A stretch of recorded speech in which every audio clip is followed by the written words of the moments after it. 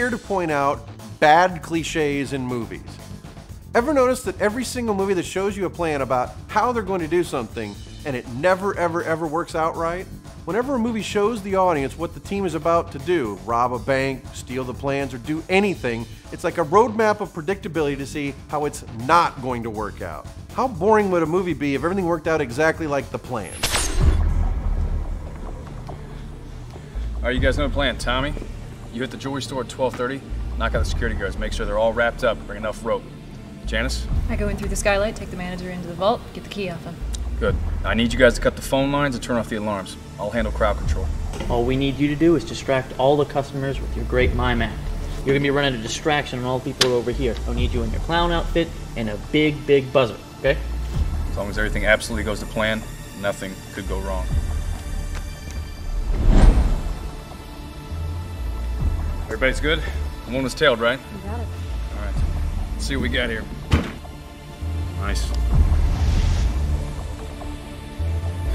Sure, the movie would be a whole lot shorter, but it would be the most unpredictable movie ever if the plan went off exactly like they said.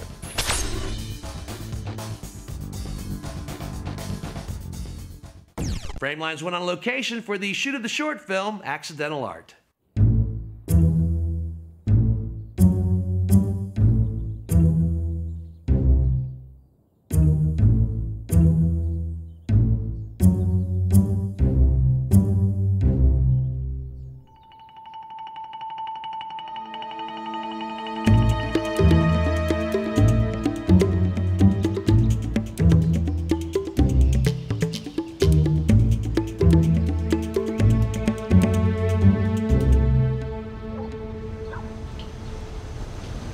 Thanks for the drink. It looked like it was getting really hot on the roof. Thought you could use a break. Nice, cake. It's my birthday. Well, I remembered. And I got you this.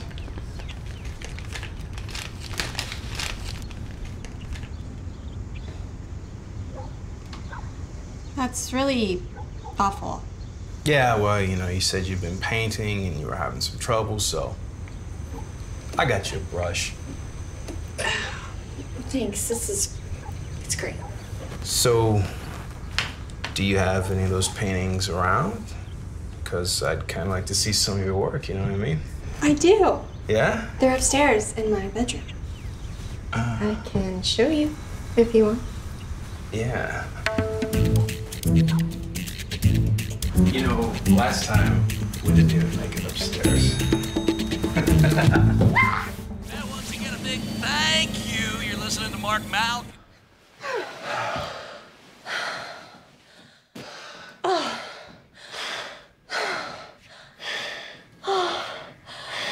That was... I know. I need something.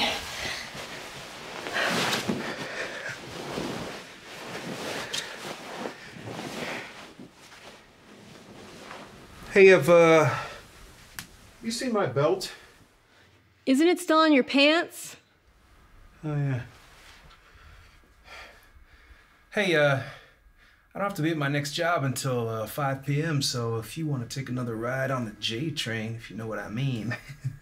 Yeah, I know what you mean. You're insatiable. No, I'm not. I got tested for that. Ms. Rogers? Yeah? What exactly does your husband look like? About 5'10", black hair, brown eyes, kind of a watermelon head. Why do you want to know about Artie? I was just wondering if he's standing right in front of me.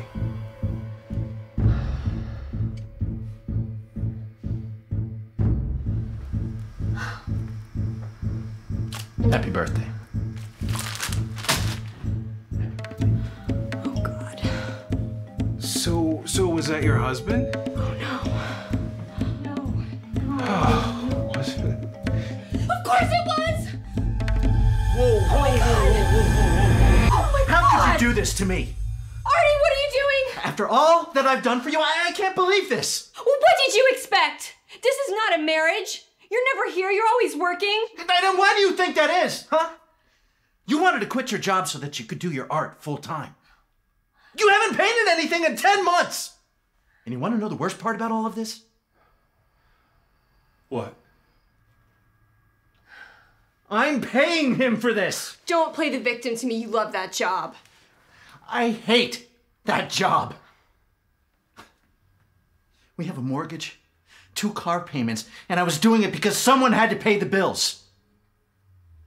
I was doing it to keep us afloat, to make you happy, so that you could try. I mean, really try to paint. Really? Yes. I do it all for you. I love you.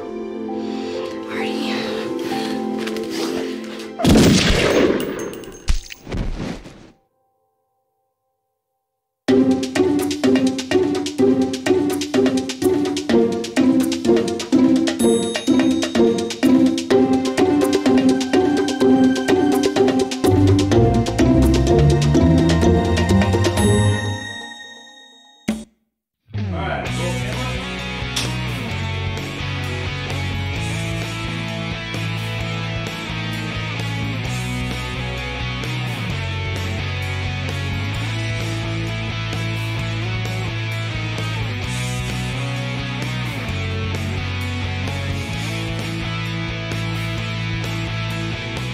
Accidental Art is a dark comedy. It's something that's kind of a cross between Blake Edwards and Quentin Tarantino.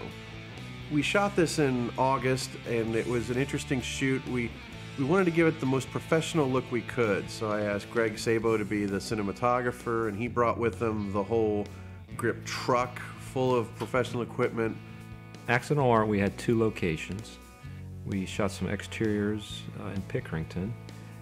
But the interiors, at that particular location, we kind of wanted to give something a little different look. So we came to Canal Winchester at my house.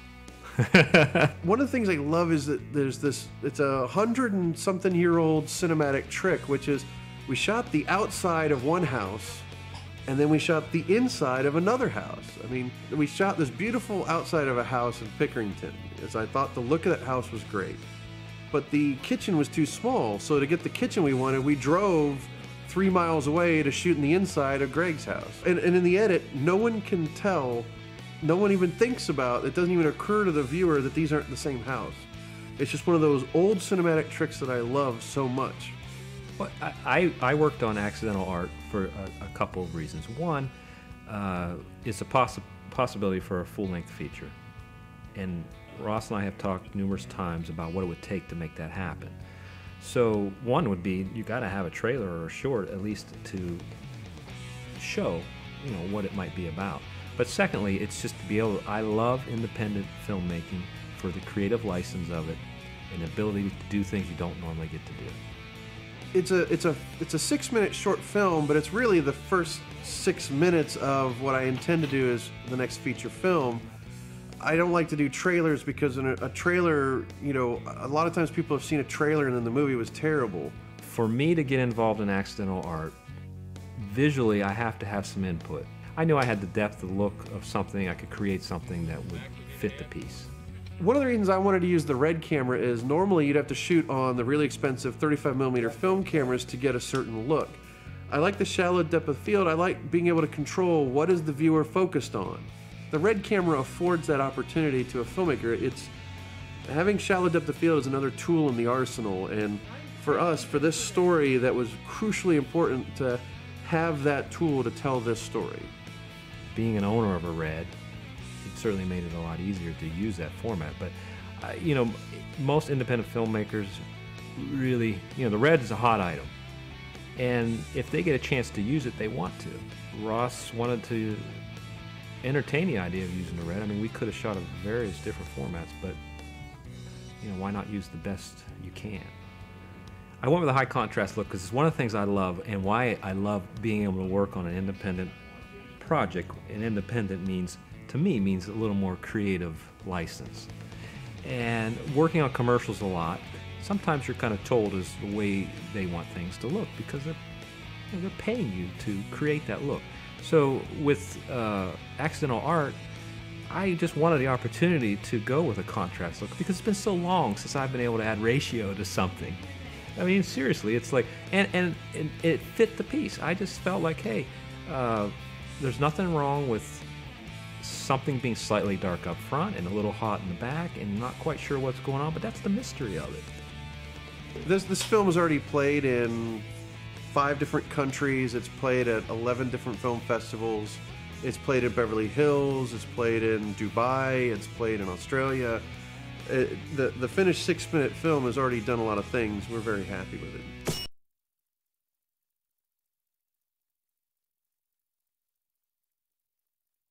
I've been making films for about 10 years. A Sonnyboo production has a certain look and a certain style that I wanted Alex to become familiar with. Before I started working on the feature, Accidental Art, Ross wanted me to become familiar with his body of work.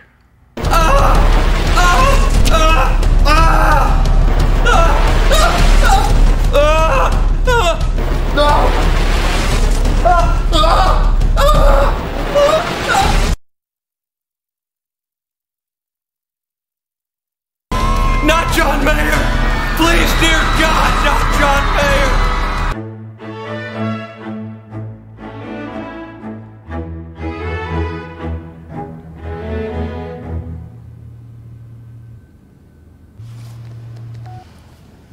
Hey, you. What? How could you do this to me? You know how much I liked Steve. No. You know how much I liked Steve. I know I never talked to him. He asked you out. That didn't mean you had to say yes. Okay, so let me get this straight. Since I never talked to him and he asked you out, that ended your social contract and now you're in the clear, right? What is the social contract? What are you talking about? Did you even think about my feelings when you went out with him? Which time? You've gone out more than once. Can you believe she did this to me? Steve is so my type. How would I know? Like, you swooped in and took him before I even had the chance to prove he is. Oh, you are so pretentious. Skanky. Rude. Haughty. You're stupid. Selfish. You unreliable. God. Backstabbing. I kind of hate you right now. No good. Oh, no. You are evil. Supercilious. It means you're condescending. Which you are too. And you're a bitch. You're mean. And you know what? You did look fat in those jeans. His friend is a lawyer. He asked about me? What does he look like? What kind of shoes does he have? Look, don't tell him about the time that I drank too much. I made out with the bartender at Shirley's bachelorette party, okay? Look, did you tell him I make the best brownies?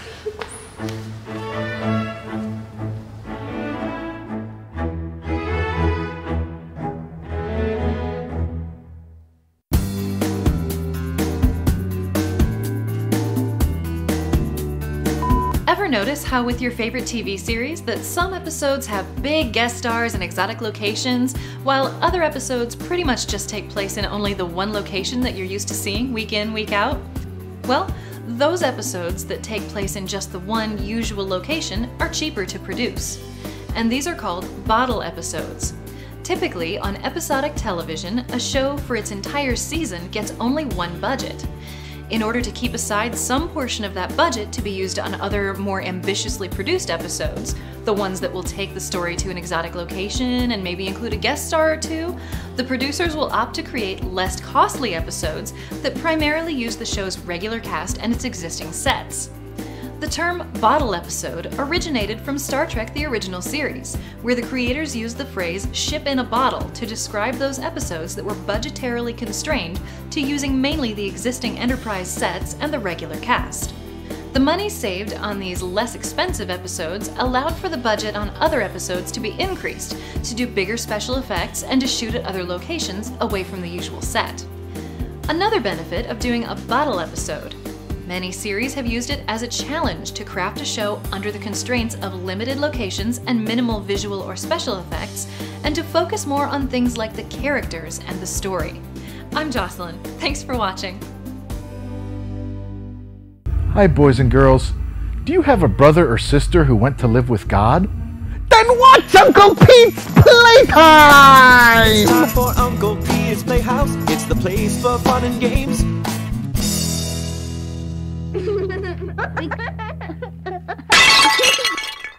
Uh-oh! Sometimes during playtime, boys and girls, things break. What do? Look to your left. Look to your right. Are there any grown-ups around? Good. Shh. Don't say anything. If you admit to doing it, they will have no doubts. But if you don't say anything, they can't prove you did anything wrong. This brings us to today's new phrase. Plausible deniability. Remember, kids, if they can't pin it on you, then you're scot-free. And never rat out your friends, 'cause rats die like dogs. See you next time!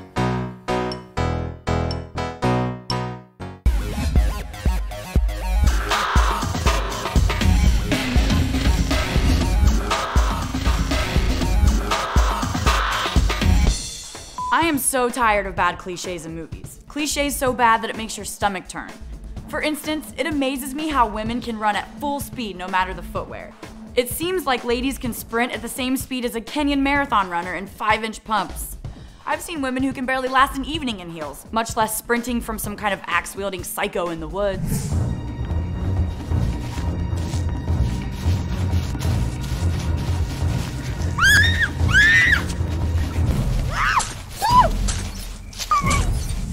Also, no matter how well they can run or how fast they can go, they never seem to get away. Part of it's because they fall, but why do they fall?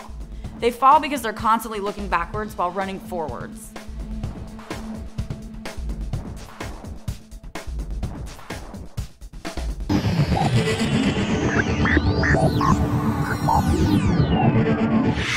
I took a fluff class in college where you're supposed to read a book, watch a movie based on the book, then see a remake of that movie, and write a comparative analysis paper. One of the sets was L. Frank Baum's 1899 novel, The Wizard of Oz, then the seminal 1939 movie, and I was shocked to see the remake listed as E.T. the Extraterrestrial. Even an original 1982 review from the New York Times makes the comparison directly between the two films. Screenwriter Melissa Madison, then wife of Harrison Ford, worked on the script during the shooting of Raiders of the Lost Ark with Spielberg. What is Dorothy in Oz? An alien. Who helped her? The Scarecrow, Tin Man, and Cowardly Lion. How many kids in the family? 1, 2, and 3. There are all kinds of parallel scenes, like the poppy field sequence in Wizard of Oz is very similar to E.T. and Elliot getting drunk while Elliot's at school. E.T. phone home. E.T. phone home. Sounds eerily similar to There's no place like home. There's no place like home. And to cap it off, when E.T. flies off at the end, the spaceship creates a rainbow so they can go somewhere over the rainbow. Let's face it, E.T. really is just a well-hidden remake of The Wizard of Oz.